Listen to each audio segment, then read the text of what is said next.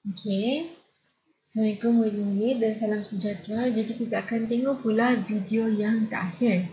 Okey, kita akan tengok video yang terakhir dan cikgu akan bagi kamu beberapa latihan. Okey, jangan risau, dia cuma ada 2 sahaja muka surat latihan.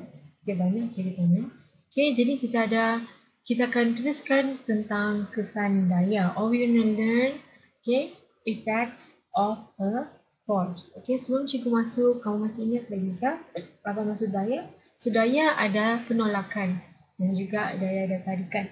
Okay, force have pulling ataupun force also have pushing on an object, ke atas sesuatu objek. Okay, jadi kita tengok pula apa kesan dia. Apalah kesan dia kalau kamu tolak ataupun kalau kamu tarik. Okay, what will be, what is the outcome? Okay, what's the effect of the object when you push or when you pull the object? Jadi kalau kamu tengok sini, okay, kesan daya adalah ni, daya tidak dapat dilihat tetapi tidak dapat merasai kesannya. Jadi kita boleh rasa kesan dia. Contohnya kalau kita kena tolak ataupun kalau kita tengah menolak, kita tengah menarik, kita boleh rasa. Mungkin tangan kita rasa macam kena tolak, kena tarik. Tapi dan juga kita boleh tengok apa yang terjadi. Contohnya kalau cikgu ada bola. Okay, cikgu ada bola. Lepas tu cikgu, bola tu mungkin dia sudah bocor. Cikgu tendang dia kuat-kuat, pergi hentak ke arah contohnya dinding. Lepas tu dia akan keluarkan lagi banyak dia punya angin. So kita akan nampaklah bola tu makin leper. Okay, jadi kita boleh nampak. Kita boleh melihat kesan daya. Okay, so ada beberapa gambar nanti kita boleh nampaklah. Cikgu harap kamu boleh faham dengan lebih jelas. Okay, so kesan-kesan daya. Jadi kesan-kesan daya, kalau kita kenakan daya, apa tadi daya? Kita ada penolakan ataupun tolakan dengan penarikan. Tarik. Okey. Jadi apa kesannya adalah satu, mengubah bentuk objek. So maksudnya contohlah plasticine. Plasticine tu mungkin segi empat, segi bulat. Kalau kamu tolak contoh, ataupun kalau kamu tarik plasticine tu putus. Jadi dia mengubah bentuk. Okey, mengubah arah pula. Contohnya kalau ada bola, orang secara tidak sengaja dia tendang ke arah kamu. Okey? Tendang ke arah kamu. Lepas tu kamu perasan, alamak ada bola pula ke arah saya. So kamu kenakan daya. Kamu tolak bola tu, terus dia akan pergi ke arah lain. Supaya dia tidak terkena kamu, tidak terkena kepala kamu ke apa. Jadi dia mengubah arah. Kalau ada bola ke arah kamu, mestilah kamu takkanlah kamu kasih biarkan. Tengok, jangan lepas tak punya kepala. Jadi kamu boleh tolak dia. Kamu tolak dia supaya dia pergi ke arah lain. Itulah maksud dia mengubah arah. Okey, dia tak kena kepala. Satu lagi ni, mengubah kelajuan. Nanti kita ada gambar, tapi cikgu kasih beritahu dululah. Okey, mengubah kelajuan. So, mengubah kelajuan contohnya, kamu ada satu kereta yang laju. Okey, so mungkin kamu ada kereta mainan. Contohnya ada adik kamu main, so kamu tekan kereta mainan tu. So, kereta tu makin lambat pula. Okay? Ataupun contohnya kalau orang tu dia ada kereta mainan. Dia main kereta mainan tu main tolak-tolak je lah. Okay? Bukannya remote control, dia juga tolak guna tangan. Lepas tu cubalah kamu ambil kereta mainan tu kamu tolak kuat-kuat. Jadi daripada contohnya adik kamu tolak perlahan, jadi dia pun perlahan ada jalan. Tapi kalau kamu ingin mengubah kelajuan, kamu paling kuat, bisa sebutkan kamu tolak kuat-kuat kereta tu, terus kereta mainan tu akan jadi semakin laju. Jadi daya ni boleh mengubah kelajuan objek. Daripada objek tu jadi lambat, dia jadi laju. Ataupun objek tu jadi laju, dia jadi lambat. Okay? Dia juga boleh menggerakkan objek pegun. Apa maksudnya? Apa maksud menggerakkan objek pegun ni adalah objek tu statik. Contohnya kamu ada bola. Okey, lepas tu kamu dekat padang. Jadi dia kan statik. Kamu nampak ada bola. So dia adalah statik. Dia di sini saja sebenarnya bola tu. Tapi kamu pun datang. Dan kamu tendang bola tu. Cok. Jadi bola tu bergerak. Inilah maksud dia. Menggerakkan objek kebun. Benda tu sana saja dia tidak bergerak. Tapi kamu tendang, kamu tolak. Jadi benda tu bergerak. Okey, satu lagi, daya ni dia boleh menghentikan objek yang bergerak. Ini contohnya kan. Contohnya, orang main bola sepak. Goalkeeper pula. Goalkeeper. Okey, goalkeeper. Jadi ada satu pemain bola sepak ni, dia tendang bola. So, si goalkeeper ni, dia pun tahan. Dia tahan bola tu supaya tidak masuk gol. So, dia boleh berhentikan objek yang bergerak. Jadi maksudnya, bola tu contohnya, kena tendang pergi gol. Tapi kan ada goalkeeper sini. So goalkeeper tu dia pun tahanlah bola tu, tidak sempat. Jadi bola tu berhenti di tangan dia. So dia bolehlah berjaya menghentikan objek yang bergerak. Sebab bola ni kan bergerak tadi ke arah dia. Tapi dia tangkap. Jadi dia berhenti bola tu. Jadi daya ni boleh juga hentikan objek yang bergerak. Kita tengoklah satu per satu. Ada beberapa contoh. Okey, contoh sini. Okey, contoh. Cikgu pun ada bagi dalam bahasa English. Di bawah adalah English, di atas adalah bahasa Melayu. Okey, jadi kalau kamu tengok sini, kalau atas ni contohnya kesan daya mengubah bentuk objek. So contohnya cikgu ada plastisin. So plastisin ni contohnya dia adalah segi 4. Lepas tu cikgu tekan dia, terus dia jadi macam ni. Dia berubah bentuk. Okay? Ataupun balon. Okay? Cikgu tiup angin, cikgu tolak angin tu ke dalam balon. Cikgu tolak angin tu ke dalam balon. Cikgu tiup. And then daripada balon kecil, dia jadi balon yang sangat besar. Kan? Okay? So maksudnya, daya boleh mengubah bentuk. Kamu tiup. And then kamu tolak angin tu, dia akan menjadi besar.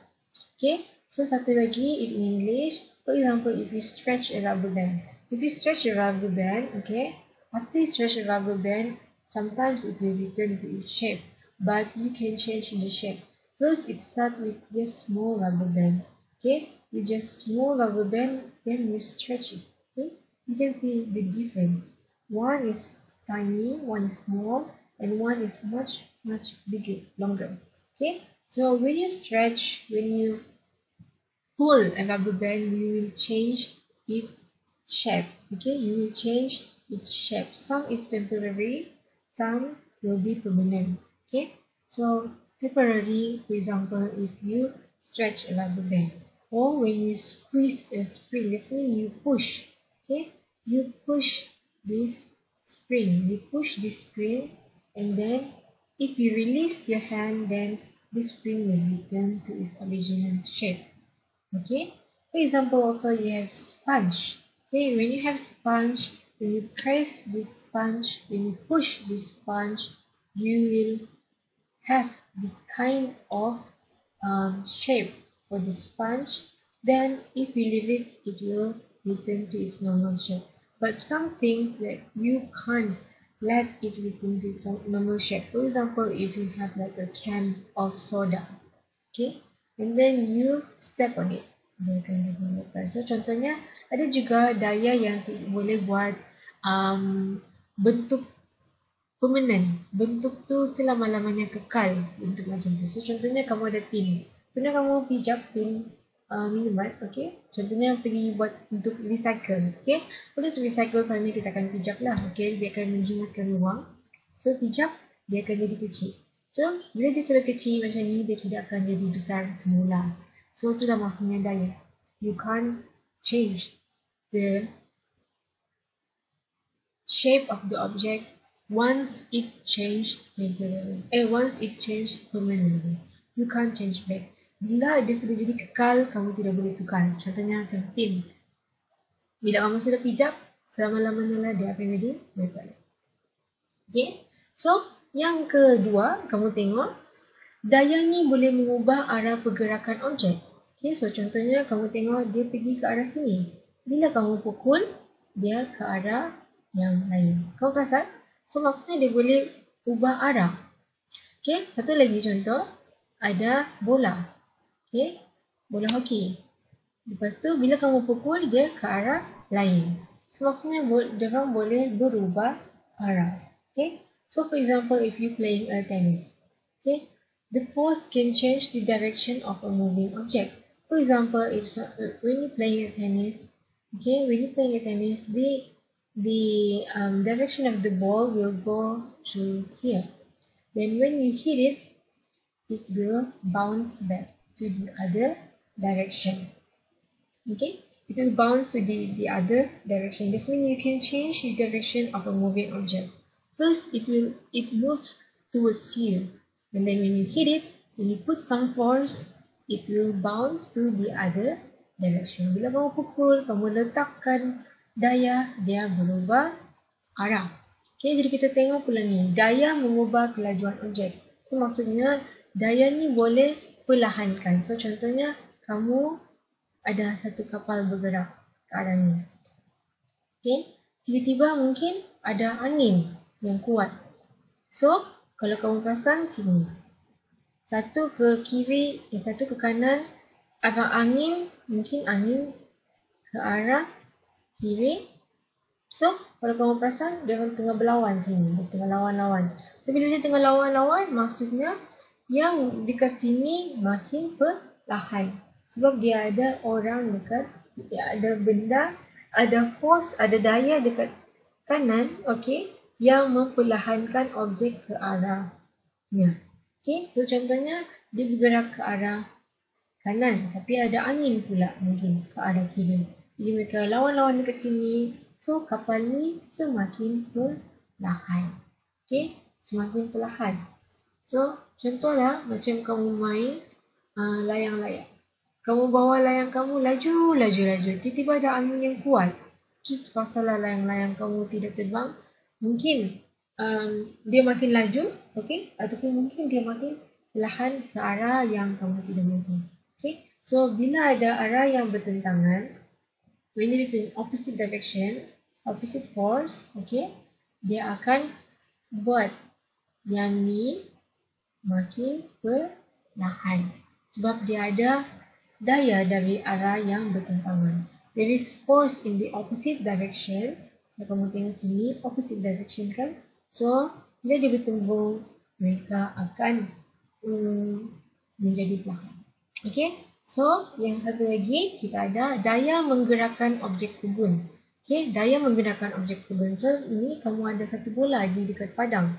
Okay, kamu tengok macam best dia bola ni. Jadi kamu tendang. Daripada dia duduk-duduk di sini, bola tu dia bergerak. So itulah maksud dia daya menggerakkan objek kebun. Okay, so mula-mula objek tu hanya berada di padang. Macam tu saja. Tidak ada orang yang bermain. Tapi kamu datang, kamu tendang. Jadi daripada dia duduk sahaja dekat pedang tu, dia bergerak. So itu maksudnya daya menggerakkan objek kebun. Objek yang tidak bergerak. So the direction or motion of the object, okay, you can move a stationary object. Okay, you can move a stationary object. What does it mean by moving a stationary object? Means if you have a ball that is static, it is stationary in the field, contohnya, in a football field. When you decided to kick it, okay, then it will move to different direction. This means you can move a stationary object, or you can move an object that is static, it does not move initially. Okay, jadi kalau kita tengok pula yang terakhir, okay, sebelum cikgu bagi latihan. Terakhir adalah daya, okay, daya memberhentikan objek yang bergerak. So macam cikgu cakap tadi, contohnya kalau ada orang ni, goalkeeper kan. Okay, kalau ada orang tendang bola tu. Lepas tu, goalkeeper ni mestilah dia mampu tahan. So dia akan hentikan bola tu di tangan dia. Okay, objek tu tidak akan bergerak lepas tu. Dia henti dekat tangan. Ataupun ni, kamu main baseball. So, dia akan berhenti dekat bola, dekat glove baseball, kamu dekat sarung tangan baseball, kamu bola tu. Okay, so you also can force, okay, can force an object to stop. Okay, for example, if someone give you a ball, okay, then you can stop the ball using your feet. Okay, so you can force the ball to stop. So when you exert, for example, when there is a force here that make this ball move towards you, then you exert another force, then dia akan cause the object to stop. Why? Because we have one force here and then we have another force here. So when we have two forces, dia akan berlawan-lawan and this will stop or it will slow down. Okay, jadi kalau kamu ada apa-apa soalan, kamu boleh tanya cikgu. Okey, jadi cikgu ada soalan pula untuk kamu. Tidak banyak, ini sahaja, dua sahaja soalan muka surat. Jadi sini kamu perlu hanya tandakan tik sahaja ni, ataupun ni, ataupun ni, ataupun ni, ataupun ni, ataupun ni. Salah satu, okey, bukan semua, salah satu sahaja. Okey, adakah ini tarik ataupun adakah ini tolak? Okey, jadi macam itulah sahaja. Okey, ni lagi. Apa maksud daya? Ingat tak? Kita ada dua benda. Kita ada dua benda. Satu, okey, ke atas sesuatu objek. Lagi, cikgu ada soalan ni. Kamu perlu masukkan antara A, B, C, D ataupun A. Mungkin ni A kah, D sini, E sini, C, K, B. Jadi, mana-mana kamu baca dulu soalan betul-betul. Bila kamu habis jawab, ambil gambar dan kongsikan dalam kumpulan. Ataupun kamu boleh kongsikan secara personal lah. Kamu boleh WhatsApp cikgu secara personal supaya orang lain tidak nampak. Okey, jawapan. Jadi cikgu akan semak and cikgu akan bagi kamu video skema jawapan dan itulah akhirnya kita punya lesson untuk minggu ini. Jadi insyaAllah harap cikgu boleh habiskan daya di depan. Jadi kalau kamu ada apa-apa soalan, kamu boleh tanya cikgu. Cikgu sentiasa ada untuk menjawab.